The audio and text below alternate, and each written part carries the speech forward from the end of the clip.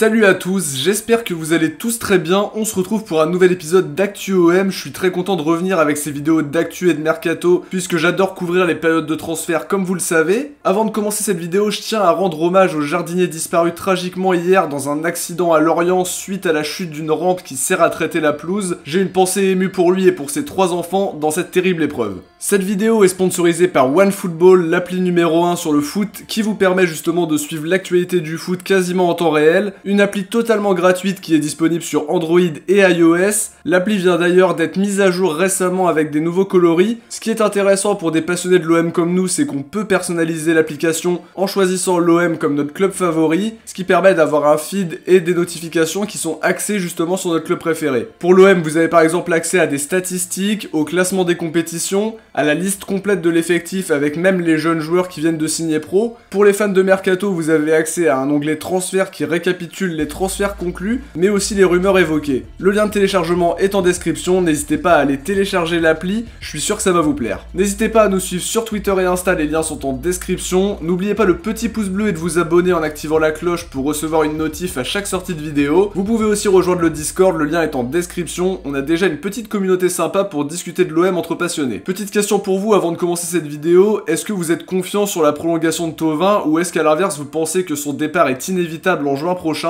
On vous attend en commentaire les amis. On commence directement avec la première info du jour, elle concerne le match en retard qui opposait l'OM au RC Lens. Vous le savez, le match devait se dérouler en ce début de saison et a dû être reporté une première fois au 3 janvier suite à de nombreux cas de Covid dans l'effectif lensois. La date du 3 janvier qui posait vraiment problème dans la mesure où le temps de repos pendant la trêve hivernale doit être la même pour toutes les équipes. La LFP a décidé de finalement reporter une nouvelle fois le match et cette fois-ci au mercredi 20 janvier à 21h. Une décision qui va faire du bien aux joueurs marseillais qui sont vraiment exténués par l'enchaînement de matchs tous les 3 jours en cette première partie de saison, donc c'est plutôt une bonne nouvelle. Sur la suspension de Pape Gueye contre Rennes, un deuxième carton jaune qui fait débat vous le savez, l'OM a donc fait appel devant le CNOSF, l'appel étant suspensif, le milieu marseillais a pu être aligné contre Reims en attente de l'étude de son cas, l'OM a demandé un examen approfondi en demandant d'avoir l'enregistrement de l'échange entre le camion VAR et Clément Turpin puisque la VAR ne peut pas être utilisée sur un carton jaune. La décision finale pourrait être rendue avant mercredi, mais rien n'est sûr à ce niveau-là. Petit point sur l'infirmerie avec 2 absents qui ne seront pas de retour avant le trophée des champions. D'abord Jordan Amavi qui souffre d'une lésion au mollet, son retour ne sera pas immédiat, même chose pour Morgan Sanson qui est touché aux ischios. Steve Mandanda lui a dû être ménagé aujourd'hui à l'entraînement puisqu'il n'y a pas pris part ce lundi, sa présence contre Angers n'a pas l'air d'être menacée en tout cas. Autre info qui concerne le président Hérault qui a fait une déclaration pour le moins surprenante pour LinkedIn. On a pu remarquer que le nombre d'employés marseillais à l'OM avait drastiquement diminué et Jacques-Henri Hérault s'est expliqué sur cette décision alors qu'à son arrivée, la plupart des employés étaient marseillais ainsi que les collaborateurs. Le président voit ça comme un danger et un risque dans la mesure où les passionnés sont trop atteints moralement en cas de défaite au club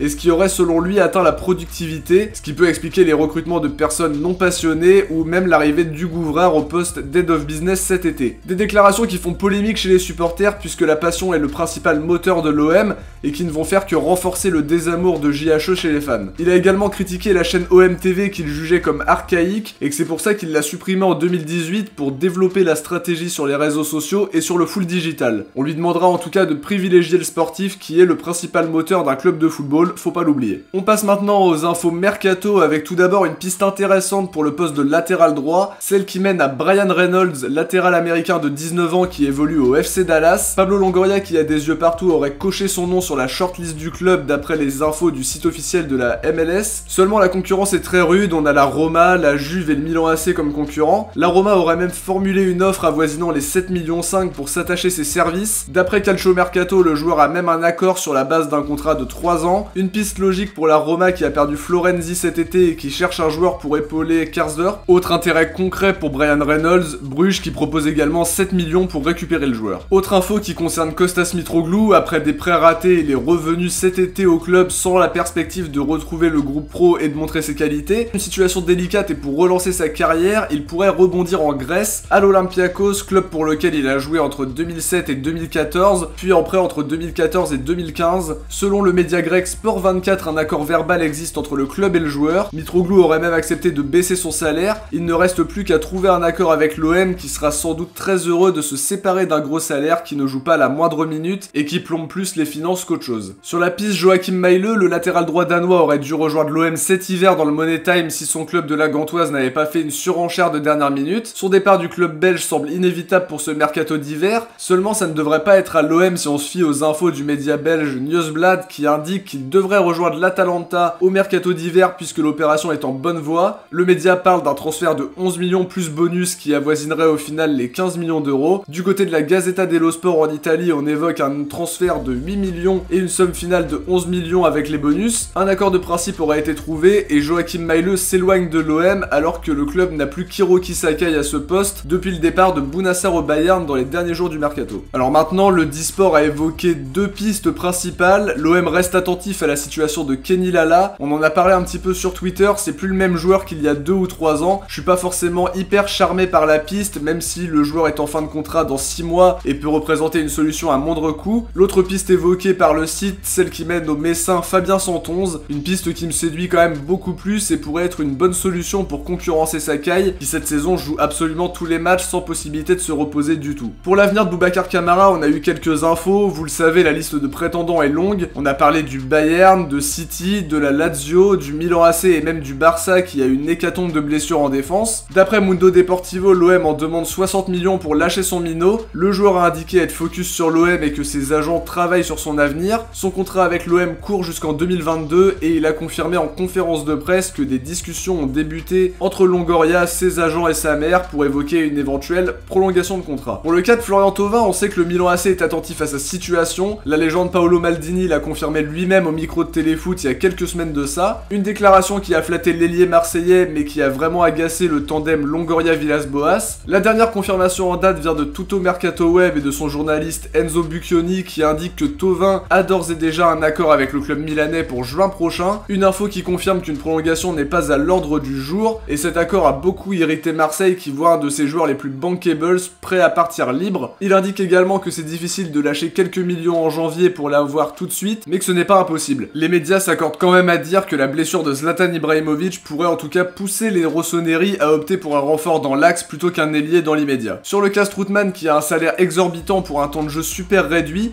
il a quand même très peu de chances d'avoir une autre place que sur le banc dans les prochains mois alors que l'Euro approche, lui qui était régulièrement appelé en sélection de l'année dernière malgré un temps de jeu loin de celui d'un titulaire. Franck de Boer a justement évoqué sa situation pour Vodball en indiquant que la situation de Strootman n'était pas évidente et que si elle ne change pas, il devra sélectionner d'autres joueurs. Une façon de mettre la pression au milieu néerlandais pour qu'il change de club cet hiver pour disputer la compétition. Le salaire de Strootman peut en tout cas être un véritable frein pour les prétendants s'il ne fait pas d'efforts pour le baisser. On arrive déjà à la fin de cette vidéo, j'espère qu'elle vous aura plu. On se retrouve dès demain pour l'analyse d'avant-match d'Angers-OM. N'oubliez pas d'activer la cloche pour être au courant dès que la vidéo est disponible. Bonne semaine à tous, ciao, portez-vous bien et surtout allez l'OM.